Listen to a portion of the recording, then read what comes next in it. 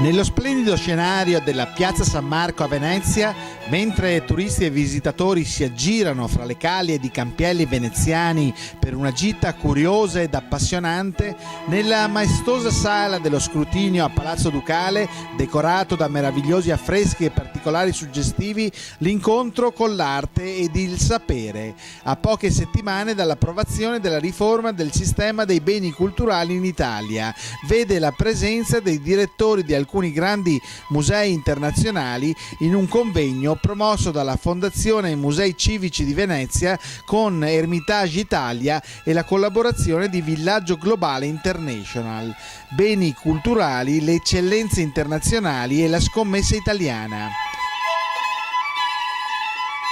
Michael Piotrowski, direttore del Museo Statale Hermitage, autore di oltre 200 lavori scientifici, tra cui cataloghi di manoscritti arabi e opere medievali, premiato con il President Prize in the Field of Art and Literature, membro dell'Accademia Russa delle Arti, ha indicato più nella qualità che nella quantità dei visitatori le linee future di guida dell'Hermitage.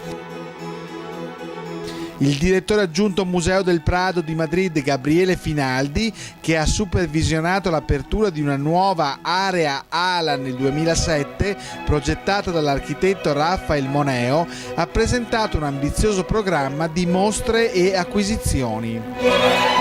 È intervenuto poi il direttore del Victoria and Albert Museum di Londra, Martin Roth, membro sia del Consiglio del Royal College of Art sia del Court of Imperial College di Londra, ricordando la tradizione, la storia e anche la gratuità della sua istituzione, le numerose mostre all'estero e le tantissime partnership e relazioni con i musei italiani. I mean, there are a lot of relations, as you know. We work together with a lot of museums in Italy,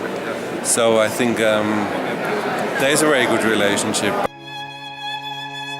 La direttrice della Fondazione Musei Civici di Venezia, Gabriella Belli, ha passato la parola al presidente della Biennale Paolo Baratta, Cavaliere della Repubblica e veneziano dell'anno, che ha svolto un'interessante e dettagliata analisi storica e attuale proprio della riforma del sistema dei beni culturali in Italia, che è stata spiegata dal ministro Dario Franceschini, che ha ribadito gli interessi privati in materia con nuove normative del governo a favore della partecipazione di aziende a interessi culturali e artistici dello Stato.